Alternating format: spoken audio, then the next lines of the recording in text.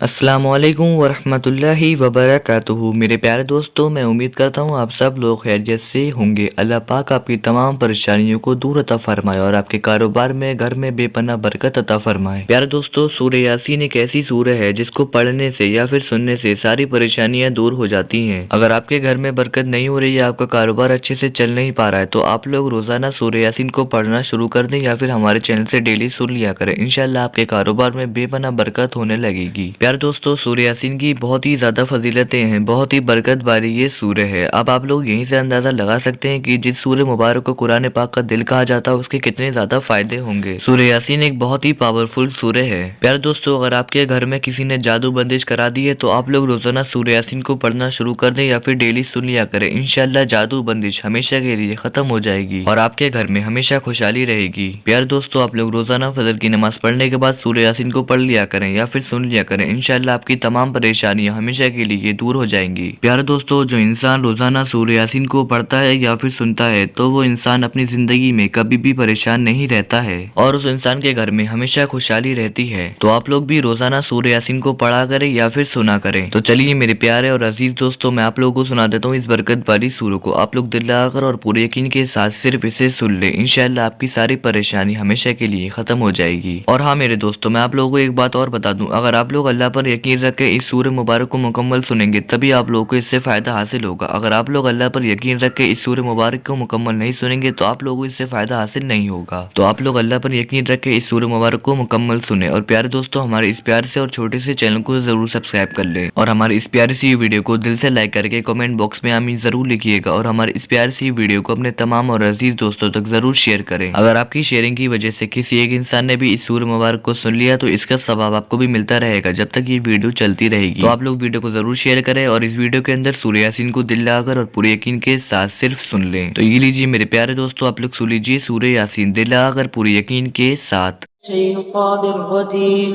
बिस्मिल्लाहिर्रहमानिर्रहीम।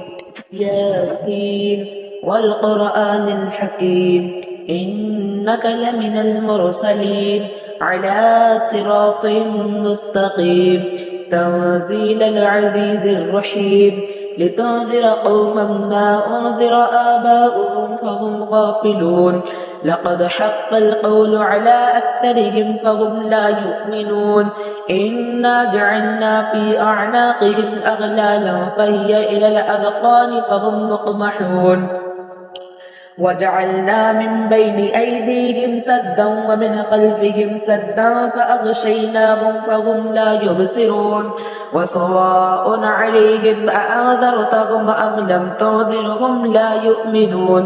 इन्नमा तुन्ज़िरु मन इत्तबअ अज़्ज़िक्र वख़शिय अर्रहमान बिलग़ैब फ़बश्शिरहु बिमग़फ़िरतिन वअज्रिन करीम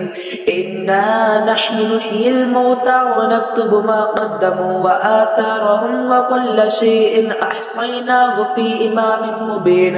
वضرب لهم مثلا أصحاب القرية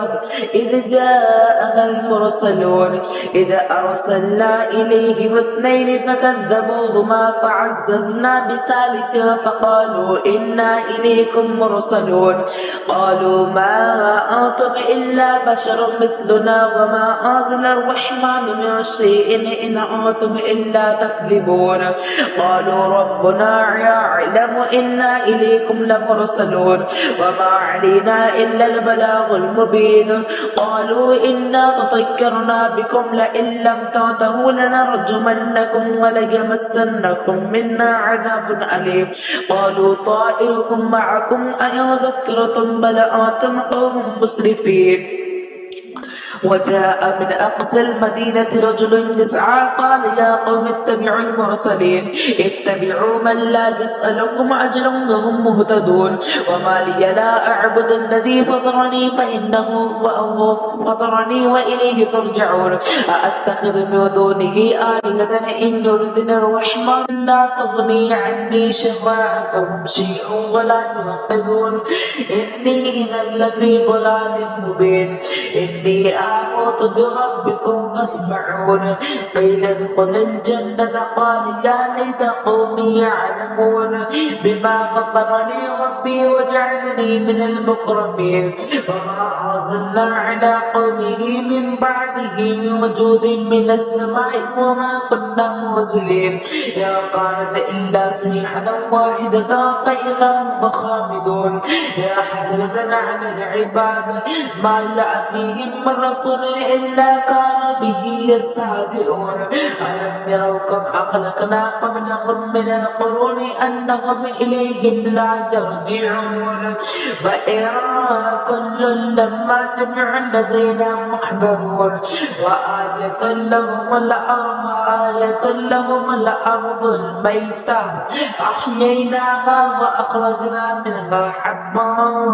فمنه يأكلون وجعلنا فيها جنات من نخيل وأعناب وفجرنا فيها من العيون ليأكلوا من ثمره وما عملته أيديهم أفلا يشكرون سبحان الذي خلق الأزواج كلها مما تنبت الأرض ومن أنفسهم ومما يعلمون وآية لهم الليل نسلخ منه النهار فإذا هم مظلمون والشمس تجري لمستقر لها ذلك تقدير العزيز العليم والقمر قدرناه منازل حتى عاد كالعرجون القديم لا الشمس ينبغي لها أن تدرك القمر ولا الليل سابق النهار وكل في فلك يسبحون وآية لهم أنا حملنا ذريتهم في الفلك المشحون وخلقنا لهم من مثله ما يركبون وإن نشأ نغرقهم فلا صريخ لهم ولا هم يوقظون إلا رحمة منا ومتاعا إلى حين وإذا قيل لهم اتقوا ما بين أيديهم وما خلفكم لعلكم ترحمون وما تأتيهم من آية من آيات ربهم إلا كانوا عنها معرضين وإذا قيل لهم أنفقوا مما رزقكم الله قال الذين كفروا للذين آمنوا أنطعم من لو يشاء الله أطعمه إن أنتم إلا في ضلال مبين ويقولون متى هذا الوعد إن كنتم صادقين ما ينظرون إلا صيحة واحدة تأخذهم وهم يخصمون فلا يستطيعون توصية ولا إلى أهلهم يرجعون ونفخ في الصور فإذا هم من الأجداث إلى ربهم يوصلون قالوا يا ويلنا من بعثنا من مرقدنا هذا ما وعد الرحمن وصدق المرسلون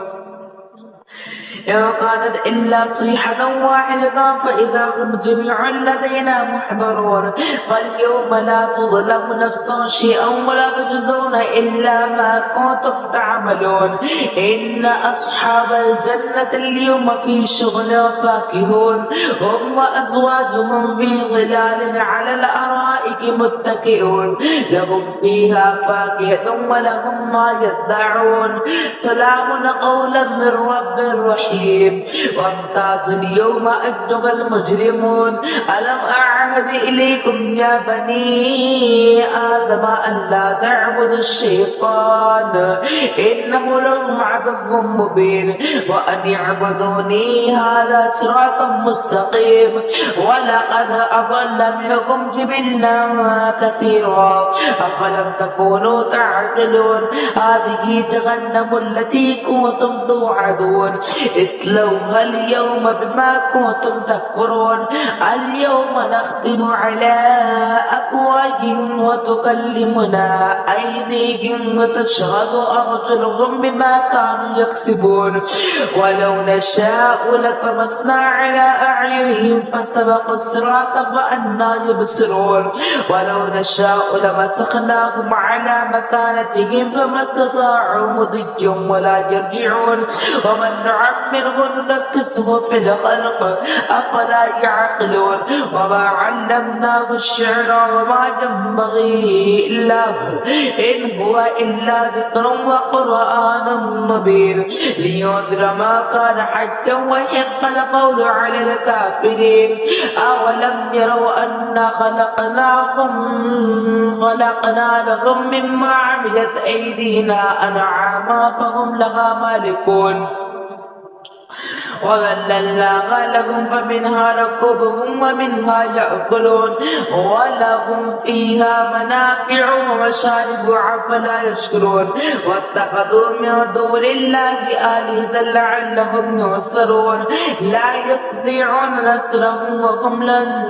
لهم جند محضرون فلا يحزنك قولهم إنا نعلم ما يسرون وما يعلنون أولم ير الإنسان أنا خلقناه من نطفة فإذا هو خصيم مبين وضرب لنا مثلا ونسي خلقه قال من يحيي العظام وهي رميم قل يحييها الذي أنشأها أول مرة وهو بكل خلق عليم الذي جعل لكم من الشجر الأخضر نارا فإذا أنتم منه توقدون أوليس الذي خلق السماوات والأرض بقادر على أن يخلق مثلهم بلى وهو الخلاق العليم إنما أمره إذا أراد شيئا أن يقول له كن فيكون فسبحان الذي بيده ملكوت كل شيء وإليه ترجعون